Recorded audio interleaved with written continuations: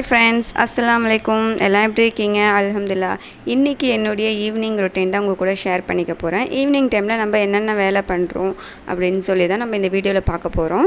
இந்த வீடியோ பார்க்குறது இன்ட்ரெஸ்டிங்காக இருக்கும், யூஸ்ஃபுல்லாகவும் இருக்கும்னு நினைக்கிறேன். ஸ்கிப் பண்ணாமல் பாருங்கள். நம்ம சேனல் பிடிச்சிருந்தா முதல்ல லைக் பண்ணிக்கோங்க, ஷேர் பண்ணிக்கோங்க, சப்ஸ்கிரைப் பண்ணிக்கோங்க. வாங்க நம்ம வீடியோக்குள்ளே போவோம். Welcome back to Asha home kitchen.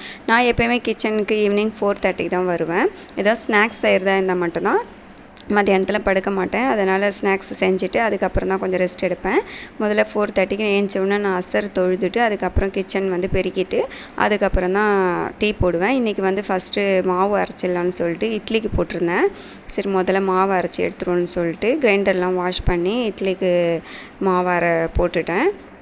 நான் எப்போயுமே கூப்பன் அரிசி தான் அதிகமாக யூஸ் பண்ணுவேன். இட்லி அரிசி எப்போயாவது தான் எங்கள் ஹஸ்பண்ட் வந்தால் மட்டும்தான் நான் இட்லி அரிசி வாங்கி யூஸ் பண்ணுவேன். ஏன்னா கொஞ்சம் இட்லி ரொம்ப இன்னும் நல்லா இருக்கும்னு சொல்லி. ஏன்னா கூப்பன் அரிசிலையும் நல்லாயிருக்கும். நம்மளுக்கு ஃப்ரீயாக கிடைக்கும்போது நம்ம எதுக்கு காசு கொடுத்து வாங்கணும்? நல்லா இல்லைன்னா பரவாயில்ல, வாங்கலாம். இதில் நான் புழுங்கல் அரிசி 3 கப்பு, பச்சரிசி 1 கப்பு போடுவேன். இட்லி நல்லாயிருக்கும். எங்கள் அப்பாவும் வந்தாங்கன்னா ரொம்ப இட்லி நல்லா இருக்குன்னு தான் சொல்லிட்டு சாப்பிடுவாங்க. ரொம்ப பிடிக்கும் அவங்களுக்கு. அதே மாதிரி உளுந்து 1 கப்பு சேர்த்துப்பேன். இதை மாதிரி தான் நான் சேர்த்து அரைப்பேன். ஏற்கனவே வீடியோவில் போட்டிருக்கேன். இப்போ அரிசியை நம்ம போட்டுருவோம். அது ஒரு பக்கம் அரைச்சிட்டு இருக்கோம். என் பையனுக்கு 4:30க்கெல்லாம் டீ இருக்கணும். அவர் முதல்ல டீ குடிச்சிட்டு தான், இல்லைன்னா டீ போடலையான்னுவார். ஏன்னா ஒரு சின்ன வயசுலேருந்தே டீ பிரியர். ஒரு 4:30க்கெலாம் ஈவினிங் டீ இருக்கணும். காலையில் இருக்குதோ இல்லையோ ஈவினிங் இருக்கணும். அதனால் சரின்னு சொல்லிட்டு எனக்கும் அவருக்கும் சேர்த்து டீ போட்டுட்டேன். சரி, முதல்ல அவருக்கு நம்ம போட்டு கொடுத்துருவோம், அதுக்கப்புறம் நம்ம போட்டு வடிகட்டி குடிச்சுப்போன்னு சொல்லி அவருக்கு முதல்ல போட்டு கொடுத்துட்டேன். என் சின்னவர் 7:00 தான் வருவார். ஸ்கூலு 7:00 தான் விடுவாங்க. அவர் வந்த பிறகு தான் அவர் என்ன கேட்குறாரோ அவர் தான். ஒரு டைம் குடிப்பார், ஒரு டைம் குடிக்க மாட்டார். ஆனால் டீ மட்டும் குடிக்க மாட்டார். எங்களையே கேட்பார், எப்படி தான் இந்த டீலாம் நீங்கள் குடிக்கிறீங்களே அப்படின்னு சொல்லிட்டு. அவர் இந்த ஹார்லிக்ஸு, சத்து மாவு, இதை மாதிரி ஐட்டம்ஸ்லாம் குடிச்சிடுவார். இப்போ மாவும் அரைஞ்சிருச்சு, நம்ம மாவும் எடுத்துருவோம். அதுக்கப்புறம் உளுந்து எடுத்துகிட்டு மாவு கரைச்சி வச்சுருவோம். ஏன்னா மாவு போடலைன்னா, இட்லிக்கு போடலைன்னா ரொம்ப கஷ்டமாக போயிடுது. ஆனால் மாவு இருந்தால் வெறும் இட்லி தோசை சுட்டு போர் அடிக்குதுன்னு சொல்லிட்டு வேறு ஏதாவது டிஃப்ரெண்ட்டாக செய்ய தோணும். இல்லை எனக்கு மட்டும்தானா, இல்லை மற்ற பெண்களுக்கும் அப்படி தானான்னு சொல்லிட்டு எனக்கு தெரியல. உங்களுக்கு அப்படி இருந்துச்சுன்னா கமெண்ட் பாக்ஸில் சொல்லுங்கள். இப்போ மாவு அரைச்சி எல்லாத்தையும் எடுத்து க்ளீன் பண்ணிவிடுவோம். எனக்கு கொஞ்சம் ஜாமாவும் இருக்குது. அதையும் நம்ம டீ போட்ட ஜாமான், இந்த மாவு அரைச்சதெல்லாம் இருக்குது. அதையும் நல்லா வாஷ் பண்ணி எடுத்து வச்சுருவேன். எனக்கு சிங்கில் இருந்தாலே பிடிக்காது. அப்பப்போ வாஷ் பண்ணிகிட்டே இருப்பேன். எங்கள் அம்மாவும் திட்டிகிட்டு இருப்பாங்க, எப்போ பார்த்தாலும் நின்று கழுவிட்டே இருக்கே அப்படின்னு சொல்லிட்டு. இருந்தாலும் நம்மளுக்கு அது கொஞ்சம் க்ளீனாக இருந்தால் தான் கொஞ்சம் நல்லாவும் இருக்குது, பார்க்குறதுக்கும் நல்லா இருக்குது. அதை மாதிரி அதுக்கப்புறம் சாயங்காலத்தில் தான் நான் பசும்பால் வாங்குவேன். அவங்க சாயங்காலம் தான் கொடுப்பாங்க. அது வாங்கி சூடு பண்ணி ஒரு பக்கம் வச்சாச்சு. சரி, மாவெல்லாம் எடுத்து நம்ம ஃப்ரிட்ஜில் ஸ்டோர் பண்ணிவிடுவோன்னு சொல்லிட்டு நான் மாவு அரைச்ச உடனே ஃப்ரிட்ஜில் வைக்க மாட்டேன். எப்படியும் ஒரு 1 ஹவர் வெளியில் வச்சு தான். ஏன்னா ரொம்ப சூடாக இருக்கும் மாவு அரைச்சா நம்ம.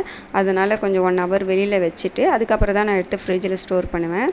மாவு இருந்தால் ஃப்ரிட்ஜு எதுவுமே ஜாமான் ஏற மாட்டேங்குது. ஆனால் மாவு இல்லைன்னா எல்லா ஜாமானும் அதில் ஏற்றிடுறோம், எல்லாம் ஃபில்லப் பண்ணிடுறோம் ஃப்ரிட்ஜே நம்ம. சரின்னு சொல்லிட்டு கொஞ்சம் க்ளீன் பண்ணிவிட்டு, ஏன்னா நான் எப்போயுமே க்ளீனாக தான் வச்சுருப்பேன். அதனால் முன்னாடி மட்டும் தொடச்சி விட்டுட்டு நான் மாவுலாம் எடுத்து ஸ்டோர் பண்ணி வச்சுட்டேன். ஃப்ரிட்ஜு தொடச்சேன்னா அதுக்கே எனக்கு ½ டேவாக ஆகிடும் ஒரு நாள். அதனால் நான் அதிகமாக இல்லை, வீக்லி 1 டைம் இல்லைனா அதை மாதிரி தான் துடைப்பேன். ஏன்னா அதிகமாக அசிங்கமாக ஆகாது. அதனால் இப்போ நானும் பாலும் நல்லா சூடாகிடுச்சு. எடுத்து வச்சுட்டு பார்த்திங்களா, சிங்க்கு க்ளீன் பண்ணோன்னா மறுபடியும் ஜாமான் சேர்ந்துருச்சு. இது பையன் லன்ச்சு எடுத்துகிட்டு வந்தது, அதையும் க்ளீன் பண்ணிடலான்னு சொல்லிவிட்டு வாஷ் பண்ணி வச்சிட்டோம். ஏன்னா மத்தியானம் அவங்க சாப்பிட்ட பிறகு அதே ஒரு மாதிரியாக ஸ்மெல் அடிக்கிற மாதிரி இருக்கும்.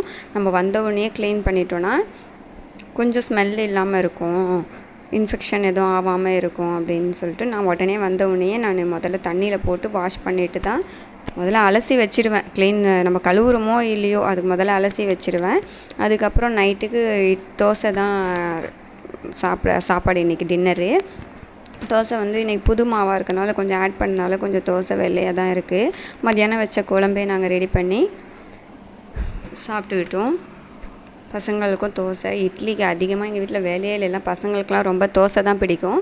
அதனால் அவங்க தோசை தான் கேட்பாங்க. சரின்னு பசங்களுக்கும் தோசை, குழம்பு மதியானம் இந்த குழம்புலாம் இருந்துச்சு, வச்சு கொடுத்தாச்சு. சட்னி எதுவும் அரைக்கல. காலைக்காக நான் வந்து நைட்டே ப்ரிப்பேர் பண்ணி வச்சுடுவேன். காலையில் ஏன்னா 7:30க்கெலாம் சின்ன தம்பி ஸ்கூலுக்கு போகிறேன். பெரியவர் வந்து 8 போயிடுவார். அந்த டைமில் நம்ம பிரேக்ஃபாஸ்ட்டு லன்ச் எல்லாமே ரெடி பண்ணோம். அதனால் காலைல சாம்பாருக்காக நான் காய்கறிலாம் எடுத்து வச்சிட்டேன். இந்த கேரட் பீன்ஸ் வந்து நான் கட் பண்ணியே வச்சுருவேன். ஏன்னா காலையில் ரொம்ப கஷ்டமாக இருக்கும் கட் பண்ணுறதுக்கு. அதனால் வாஷ் பண்ணி கட் பண்ணி எடுத்து வச்சுருவேன்.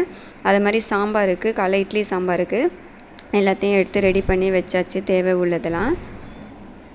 இட்லி சாம்பாருக்கும் துவரம்பருப்பும் நான் எடுத்து வச்சிட்டேன். ஏன்னா ஒரே சில்வர் டப்பா இருக்கிறதுனால கொஞ்சம் காலைல டென்ஷனாக இருக்கும்.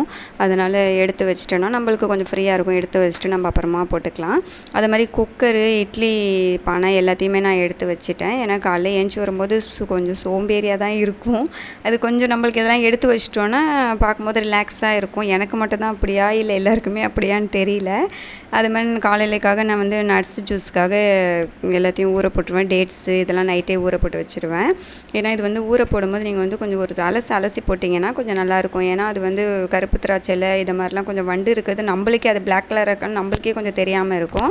அது அலசும் போது மேலே வந்துடும். அதனால் அலசி போடுங்க, கொஞ்சம் யூஸ்ஃபுல்லாக இருக்கும்னு நினைக்கிறேன். ட்ரை பண்ணுங்கள் நீங்களும் இதை. இப்போ இதெல்லாம் ரெடி ஆகிடுச்சு. நம்மளுடைய ஈவினிங் ரொட்டீன் இது மாதிரி ரெடி பண்ணி வச்சாச்சு. இதோட நைட் ரொட்டீன் முடிஞ்சிருச்சு. இதோட மார்னிங் தான் வேலை.